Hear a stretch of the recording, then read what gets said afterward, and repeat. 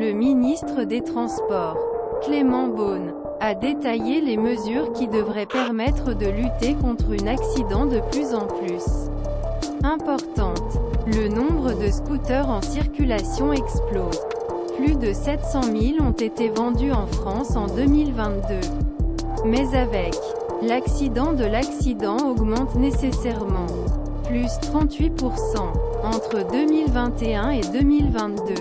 Selon le ministère des Transports, nous avons déploré 34 morts l'année dernière contre 24 en 2021. Un outil de décarbonation, à l'origine l'incivilité et des accidents.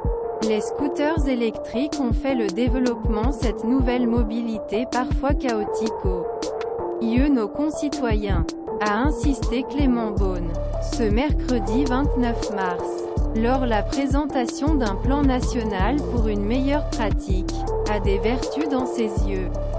Parallèlement au vélo et au transport public, il constitue quotidiennement un nouvel outil de mobilité durable. Lorsqu'il remplace voiture, il représente une solution et un atout supplémentaire sur la voie de décarbonation de notre transport d'ici 2050. Ce plan fournit 3 mesures solides. Premièrement, une augmentation de l'âge minimum d'utilisation de 2 ans. Le jeune âge des conducteurs et leur inexpérience sont des facteurs de risque majeurs. Le permis.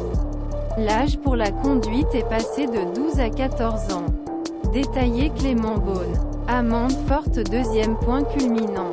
Un renforcement marqué des sanctions. Certaines infractions particulièrement dangereuses étant fréquemment notées, justifiait le ministre. L'amende sera beaucoup plus salée. 135 € au lieu de 35 €.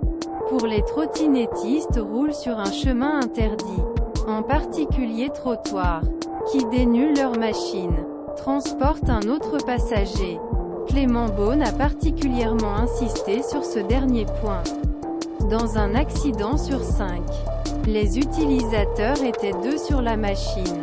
Enfin, un décret spécifiera que les véhicules devront désormais être équipés d'un feu d'arrêt et d'indicateurs.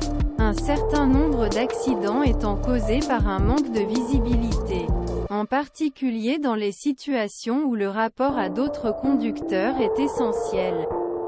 Un observatoire de micromobilité au-delà ces mesures. Le plan prévoit la création d'un observatoire micromobilité, afin de créer un cadre référence pour communautés locales, ainsi qu'une charte d'engagement qui sera signée dès que opérateurs FreeWash Service sont engagés sur la sécurité des utilisateurs, la durée vie des batteries d'un minimum 5 ans, recyclage obligatoire en France. Une grande campagne communication sera enfin lancée, en particulier dans écoles. Casque non obligatoire d'un autre côté.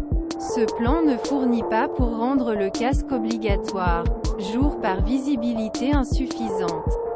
Il est également interdit d'apporter des écouteurs ou de votre téléphone à l'oreille.